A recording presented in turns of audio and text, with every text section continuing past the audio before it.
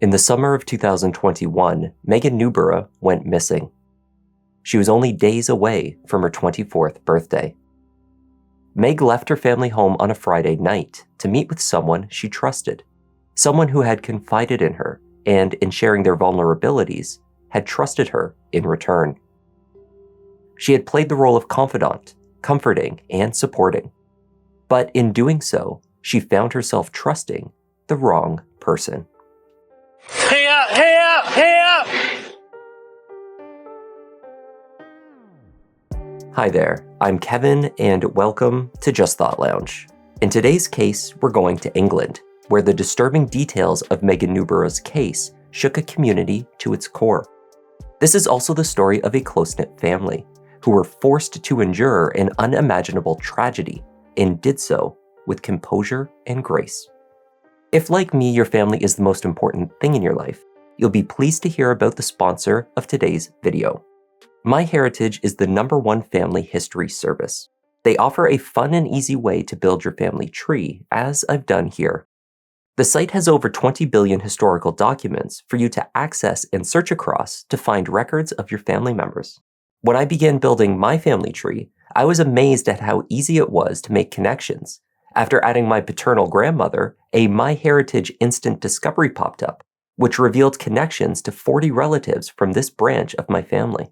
In a moment, I had access to details about families stretching back to the early 19th century in England, including not only names and dates, but locations of where they lived and their professions, like my great-great-great-grandfather, William Gathercole, who was born in 1821 and worked as a sailmaker in Cambridgeshire. With my images, I utilized the MyHeritage tools to repair, enhance, add color, and even animate old photos. The knowledge of your past can be an invaluable gift, and discovering it is also a lot of fun. By going to the link in our video description or clicking on this QR code, JTL viewers can receive a 14-day free trial and an opportunity to start building your own family tree. The market town of Nuneaton, east of Birmingham, is the largest in Warwickshire, England.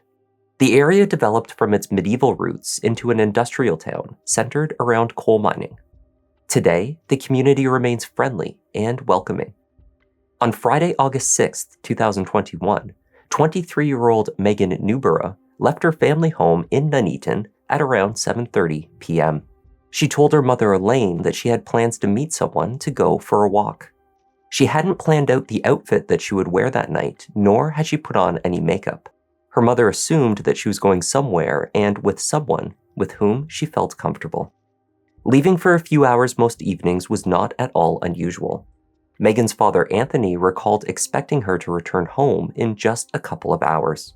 But by 9:30 that night, Megan had not returned. Throughout the night, Elaine and Anthony continued to send messages through different platforms to their daughter. They knew that something was not right. By noon the next day, they reported Megan missing. And she said she was leaving at 7:30 that evening. I remember leaving the kitchen and having the conversation. I said, be safe, you know. She said, I'll see you soon. Yeah. Megan, or Meg as she was affectionately known, was born on the hottest day of the year in August 1997. She was to be the middle child to older sister Claire and then later younger brother John. The close-knit siblings grew up in the family home in Nuneaton. As a child, Megan developed two great loves, dancing and animals. She always had a pet, hamsters, rabbits, and eventually her little dog, Frank. Her closest friends were the same school pals that she had grown up with, beginning in preschool. As an adult, Meg was successful at her work. She had a role in human resources at a brick manufacturing firm called Ibstock Bricks. Colleagues reported that Meg was widely known around the company as a helpful and kind person. Claire told police that Meg had left on that Friday night to meet with a romantic interest, 30-year-old Ross McCallum. The two had met at their work where they were in different departments. Meg in HR, while Ross worked as a brickmaker. Her sister, Claire, recalled that Meg had only nice things to say of Ross. He would send her messages most mornings, saying, "Good morning, beautiful." Claire admitted that she knew little about Ross McCallum beyond these tidbits that her sister had shared. The two had not been dating for very long, though they had known each other for a couple of years. On one point, the family was certain. When Meg left the house that Friday night, she was in a happy mood. Warwickshire police were able to trace Megan's car, a white Citroën C3, using automatic number plate recognition. They found that a camera 30 miles away from her home had captured the vehicle at 9:50 p.m. the night before. Initially, the family was relieved that there was a sign of Megan out driving later in the night. Perhaps this was a sign that all was well. Except they still had no response from her, and every call went unanswered. Seeking to retrace her steps, police went out to the home of Ross McCallum. The 30-year-old lived in Colville, a roughly 40-minute drive north from the Newborough family residence in Nuneaton. They spoke first with his parents. Ross was not in. He was in the neighboring town of Loughborough at a pub, having a few drinks. Hi, is that Ross? Hi, it is Ross, yeah. Hi Ross, my name's Mia, I'm a police officer with Warwickshire Police. Hello. We've just come to your mum and dad's house. We're just looking for Megan, she's been reported missing. Have you seen her at all? She came on Friday. I've been trying to call her loads. Have you? She came on Friday for about an hour. Yeah. Then she left about 9ish. Okay. I went to McDonald's. Yeah. And then she said she gave me a call or a text when she got home. She never did. She never did. Okay. Ross had sent a series of messages since parting ways with her at 9 p.m., as he told Officer Mia. "You're effing amazing," the messages began, followed by 3 kiss emojis and a smiley face. Multiple complimentary and affectionate messages followed, as well as at least 3 voicemails. Just before 11 p.m., he wrote, "Did you get back all right, baby? I'm guessing you've gone to bed or your phone has died, so I'll talk to you in the morning and then we can go round yours." Ross had no reply. In the morning, he messaged again, "Morning, baby. I haven't heard back from you. I hope I haven't done something wrong." Still receiving no response, Ross messaged at 9:58 a.m. on Saturday. "Babe, I'm getting worried. You didn't message or call me last night or today. Please respond because I'm getting really worried about you." So you haven't seen her since yesterday about, was it 9:30 you said? 9 o'clock. 9 o'clock. Okay. And where are you at the moment? I'm in Loughborough right now. You're in Loughborough. Okay. What are you up to in Loughborough? Sorry? What are you up to in Loughborough? I'm just having a few drinks in Loughborough. Oh yeah. Okay. No worries. Okay. Are you in a relationship, you and Megan? Yeah, we've been seeing each other. She's HR at work. I work with her. Yeah. We've been seeing each other for about a month, and supposed to go out of the house this weekend. Yeah. Mum and Dad are out the house and supposed to be going around, but she never turned up today. I'm supposed to meet me at like 12 o'clock. Right. And did she say anything of where she might be going or where she might be? She said she was going to go to. She's like going to McDonald's on the way home to get like a vanilla milkshake. Yeah. That's it. I've sent her about, it sounds really creepy, I've sent her about 15 WhatsApp messages. She said she was going to call me when she got home or text me or something. I sent her loads of like WhatsApps and I've rang her up loads. Yeah, okay. Yeah, you're obviously worried about her. Yeah. So she's honestly, she's lovely. She is. I work with her, she's HR, she's a really nice person. Yeah. But I am really worried. What vehicle do you drive, Ross? I don't drive. You don't drive? Okay. No, I don't have to drive. Oh, bless you. Okay. Okay. I mean, I appreciate I've probably ruined your night out now by worrying you. No, honestly, I was worried anyway. I wasn't really on a proper night out or anything. No. I just wanted to get out. I was really worried earlier. I told Mum and Dad. Yeah. Okay. It's not like her to do. It's really. I don't know if you've spoken to the family. It's not like her to do this. No, they're really worried about her as well. Yeah. While Ross was out, Warwickshire police took a look around the house in Colville. What they found immediately alarmed them. In the living room, there were signs of disorder. Items had been knocked around. There was a wet stain recently cleaned on the floor. Ross had told his parents that he had spilled some coffee, but police were not so sure. In the hallway leading to the door, smears of a dark liquid were visible on the skirting boards. Police suspected it was blood. Could Megan have been attacked in the living room and dragged through the house and out the door?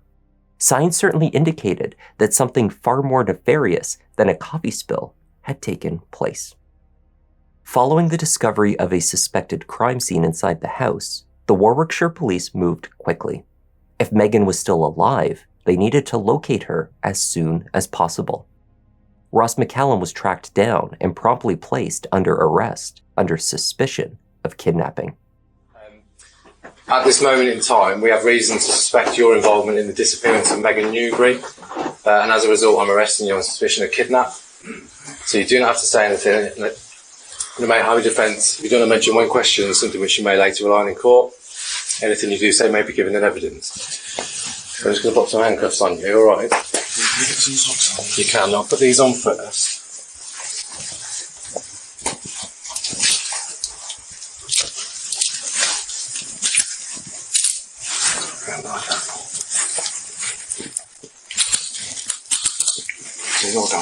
Yeah, that's fine, no worries. While Ross was placed in handcuffs, he was asked about Megan. His whispered reply came as a shock. What's in relation to Megan? Can you tell us where she is? Second. Talk down the police station. Can you tell us here, just quietly? Woodhouse Eaves. What is that? Near Loughborough. What is it though? What kind of location is it? Charlie Road. Charlie Road. Whereabouts? In the Labour. Okay. Is she alive? No? Okay. Right, do you want to come with us? Yeah. Police Constable Thomas Wright, a dog handler with Warwickshire Police, was tasked with searching Charlie Road in Colville, a country lane lined with an old stone wall, overgrown with greenery. It was well past midnight when he arrived, joined by officers from the Leicestershire Police, as well as a helicopter scanning the area by spotlight. About 100 yards from the police cruiser, they saw a small piece of grass that looked like it had been trampled on between the road and the 4-foot stone wall. Thomas looked over and saw thick vegetation on the other side. There was some bracken and brambles that had been disturbed. When he shined his flashlight into it, he spotted what looked like black trousers. Here! Hidden by all the leaves at the minute.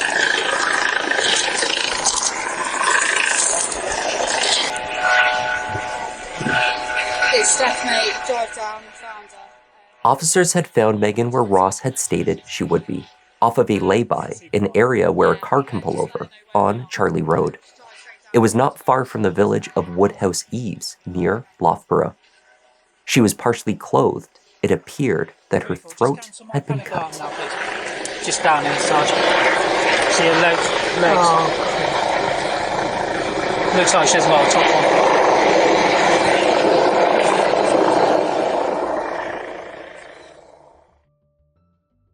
The post-mortem on Megan showed that she had sustained 14 wounds on her neck. Her cause of death, however, had been strangulation. The cuts to her neck were post-mortem. Megan had been 4 days away from her 24th birthday. Police found Megan's car at about 2 a.m. on Sunday. There was blood matching hers on the passenger side of the vehicle as well as on the exterior. Near to the car, there was a glove. Testing found that both her and Ross's DNA were on it. It was determined that Ross, who did not have a driver's license, had nonetheless used Meg's Citroën to carry her body out to the country lane and to dispose of evidence.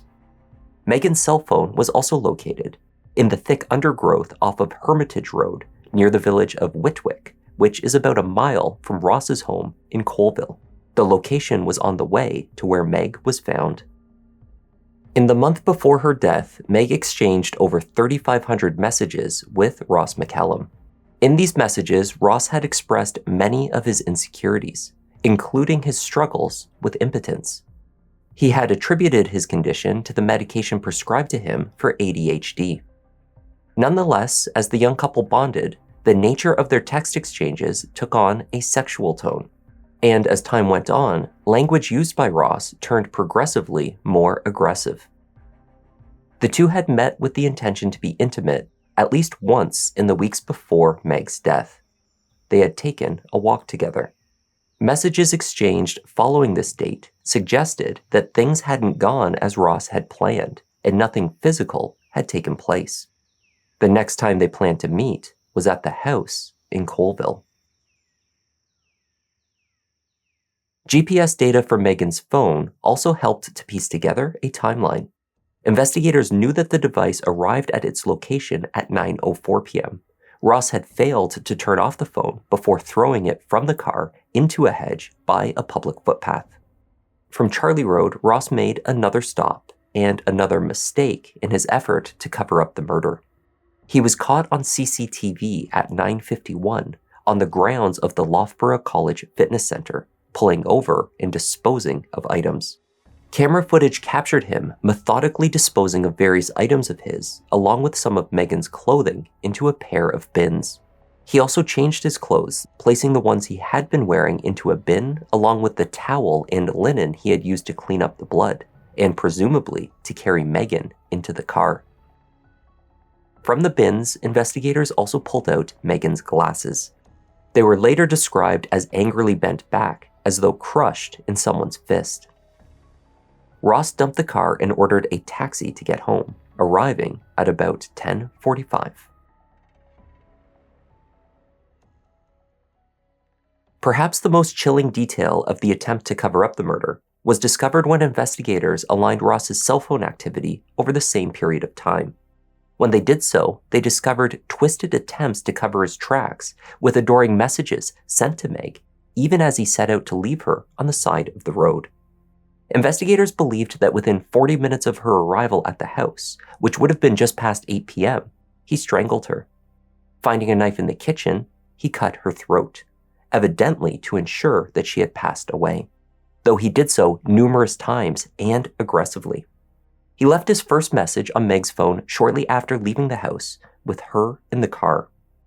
Minutes after taking Megan's body and lifting it over the 4-foot ancient wall, into a massive bracken tangled with overgrown brambles, Ross messaged, "You are effing amazing," followed by, "Did you get home okay, baby?" Back home at just after 11 p.m., Google searches on his device revealed a query for how to tell a girl you love her. 9 minutes later, the following voicemail was left for Megan. 27 p.m. on Friday, the 6th of August. Help, babe, it's Ross. I'm just worried about you. I haven't rang back. Yeah, I'm just worried, that's all. I had a fun time earlier. Yeah, anyway, I'll see you tomorrow. Love you. Oh, I didn't say that. Ross's Google searches after leaving the voicemail provided the first glimpse into his mindset in the hours after the murder. He began searching for serial killers. Multiple queries were performed relating to Levi Belfield, a notorious English killer, rapist, and burglar known as one of the most dangerous the country has ever seen. Following these searches, Ross appeared to have drifted off to sleep. His activity picked back up at 6:30 the next morning, when he again proceeded to look up information on killers, as well as pornography. Then he messaged Megan's phone. "Morning, baby." Ross McCallum, in the custody of police, admitted to committing manslaughter, having confessed promptly to taking Megan's life. He denied, however, that the act met the conditions for a more severe murder charge. The Crown disagreed and pushed him to trial. In October 2022, the case was heard at the Leicester Crown Court. Crown prosecutor John Kamei, KC, theorized that Ross attacked Megan in a blind rage after he found himself unable to perform physically. He had been humiliated. Kamei pointed to the previous encounter that the couple had shared out on a walk. Messages indicated that they planned to become intimate, but Ross had been unable. Megan had been supportive and understanding. Following this incident, Ross placed an order online for tadalafil pills meant to treat erectile dysfunction. Excitedly, he then invited Meg over to his house, where his parents would be away for the evening. When his attempts that night also failed, he erupted in a blind rage, Kamei argued. He strangled and then cut Megan. Ross McCallum had a different and more elaborate story. The defense began by calling witnesses who told the jury that Ross had confided in them about abuse that he had experienced as a child.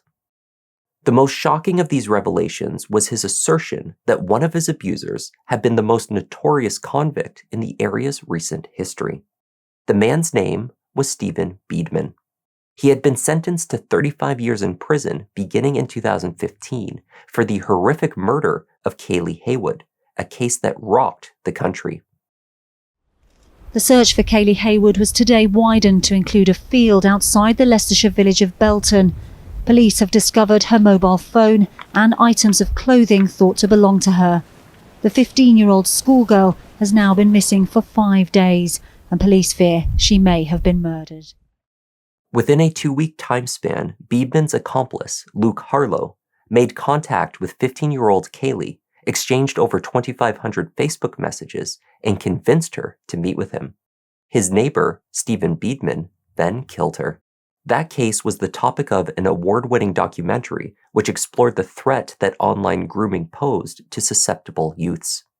Beedman died in prison from a heart attack years before Ross would take the stand and name himself as one of the killer's abuse victims. Ross claimed on the night Meg came over, he lost control and attacked her after she tried to touch him intimately. The encounter triggered an episode of post-traumatic stress disorder, which he struggled with due to Beedman. He testified that when triggered, he couldn't help but strangle her. Ostensibly expressing remorse, Ross explained that Megan had been one of his few confidants. He told the jury that Meg was the first person he felt comfortable enough to really talk to. She gave him hugs, he said, and never judged him. Of the moment he claimed to snap, he stated, "I did back off, and she held me closer and said, 'Come here.' She was facing me, and I went forward. I wasn't angry with her, though. That's the thing. She's never done anything to make me want to hurt her."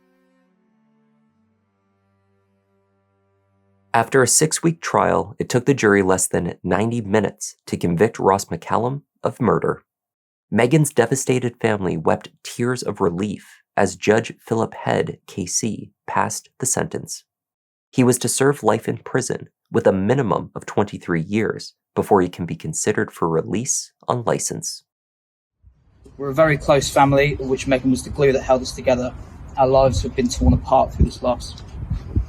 I know how difficult it's been for my parents and sister to sit at court every day, listening to the web of lies spun by someone Megan not only knew, but whom she trusted, someone who clearly had no love for her at all. We're the ones now serving the life sentence. No amount of time in prison can bring Megan back.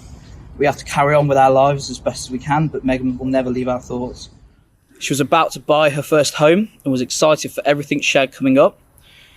She was so eager to start the rest of her life. Anthony Newborough later told the media that his daughter saw the best in other people, hence she got involved with the man that took her life. She thought she could help him. Megan lost her life trying to help somebody. When Megan Newborough was younger, she made a list of all the things she wanted to accomplish in her life. One of her dreams was to train for and run a marathon. That November, a gathering of 50 family members and friends joined a 5-kilometer park run in support of Megan and the White Ribbon Charity. The nonprofit aims to end violence against women and girls. They raised over £3,000, and with so many supporters running the 5K together, they met their goal of running a cumulative marathon, just as Meg had dreamt of doing. Donations at her funeral raised funds for the Dogs Trust in her name. The family has since established the Megan Newborough Foundation, which aims to continue to support the many passions and causes that were close to Meg's heart.